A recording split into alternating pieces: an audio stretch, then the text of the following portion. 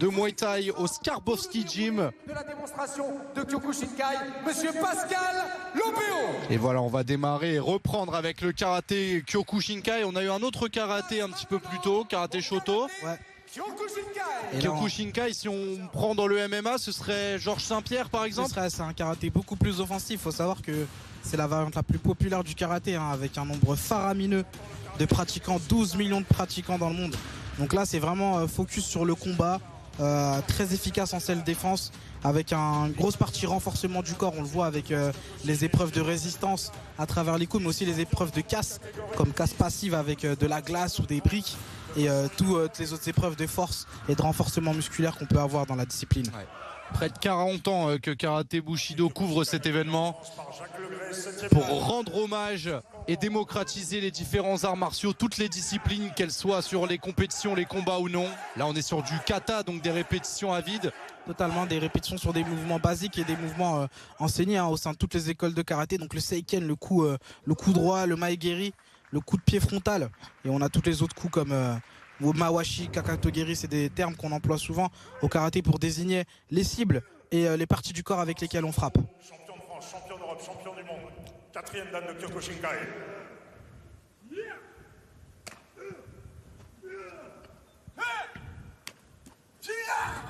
Franck Perretel, 4e dan.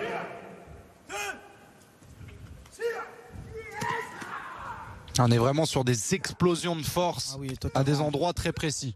Ça demande beaucoup de précision, beaucoup de technique et un très haut niveau de dextérité pour pouvoir neutraliser et pouvoir contrer les attaques des adversaires. 3 fois champion d'Arménie, champion de France.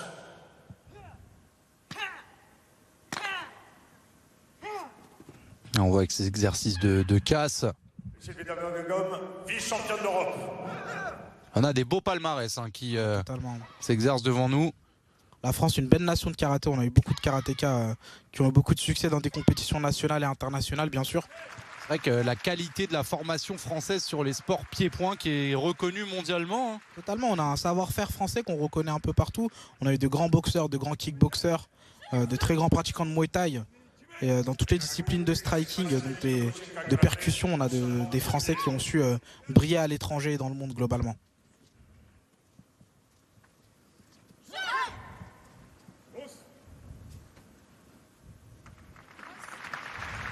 Avec le salut traditionnel japonais, le Osu, qui permet de marquer une marque de respect envers le professeur et également envers les aînés.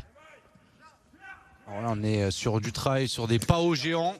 Exactement, c'est des boucliers de frappe qui servent à travailler vraiment la puissance, puisque le PAO sert de bouclier pour le partenaire. Et justement, on peut travailler de toutes ses forces sur ces équipements-là pour être le plus explosif possible. On voit ces jambes qui partent à très courte distance, mais qui s'enrobent un peu pour aller frapper fort sur le côté. Totalement, il n'y a pas vraiment tout l'aspect armement du coup. La jambe part très droit pour essayer d'aller le plus rapidement possible dans les cibles. Donc là, c'est les jambes, donc c'est des coups qu'on appelle les Maegedan.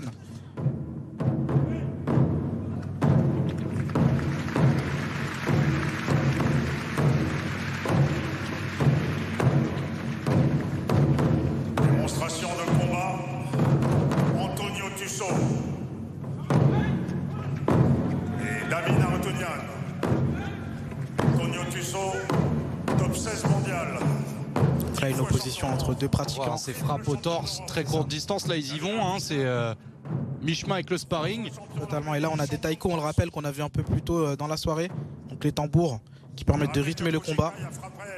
Coup de genou, coup de pied sauté. On rappelle les frappes au poing à la tête qui sont interdites, donc on frappe beaucoup au torse. C'est ça, totalement, et donc c'est pour ça qu'on a cet aspect de renforcement physique avec un conditionnement des membres pour pouvoir être en mesure de prendre les coups de poing, les coups de pied aux jambes et au torse. Vous pouvez les applaudir. Par contre, on le rappelle, les coups de pied à la tête sont autorisés, et donc on a parfois des KO spectaculaires. Voilà, comme ça, à très courte distance, on est capable de monter à la tête. C'est des particularités du karaté, Kyokushinkai. Totalement, on a eu un coup de pied marteau qui a été exécuté par le pratiquant de droite, on appelle ça le kakatogeri, donc c'est vraiment un coup très spécifique qui consiste à faire descendre tout le poids de sa jambe sur la tête de l'adversaire, et donc c'est un coup qui est très létal en compétition de karaté. Et on voit dans ces scènes de film, on voit pas mal de démonstrations, de grosses répétitions de coups de poing sur la même cible très rapide, ça peut venir de là. Et là, au centre de l'écran, 12 fois d'affilée champion de France, vice-champion du monde, toute catégorie. ça on entend un Jema Kwadja, une référence du karaté en France. Quatrième dan. Romain Anselmo, quatrième dan. Et à gauche, Julien Portery, donc enseignant à l'ACBB à Boulogne-Billancourt, le club de karaté. Place sur l'avant-bras, place sur les cuisses. On le rappelle. De Hein, concentrer toute la puissance sur un point de son corps et c'est ce qu'on démontre avec ses casses, c'est qu'on dirait que toute son énergie et dans la croyance aussi l'énergie qui se concentre sur un point. c'est ça, la résistance, c'est vraiment une qualité qui est de prime. Chez les karatékas, c'est très important d'être en mesure d'encaisser les coups et de ne pas broncher, quoi. Impressionnant. Beaucoup de résistance de la part de Jema Belkodja, 12 fois champion de France, un très grand palmarès. Bravo. Incroyable.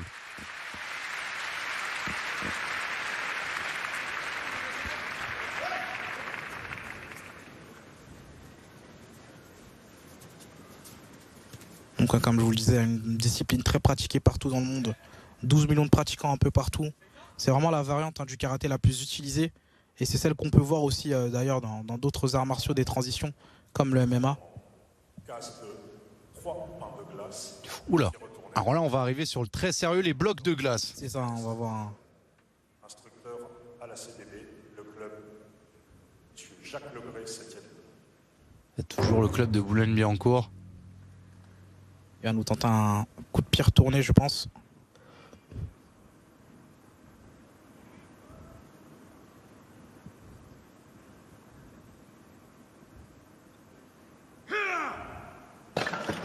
Impressionnant. Waouh. Impressionnant. Alors c'est vrai qu'il n'y a pas de prise d'élan. Donc au début on a un peu peur, on se dit que ça part lentement et au final au moment où on détend la jambe, c'est là où il y a tout qui vraiment part. toute la puissance qui part et on voit qu'il y a une phase de concentration et la rotation du coup qui a permis de briser les trois blocs de glace. C'est vraiment impressionnant.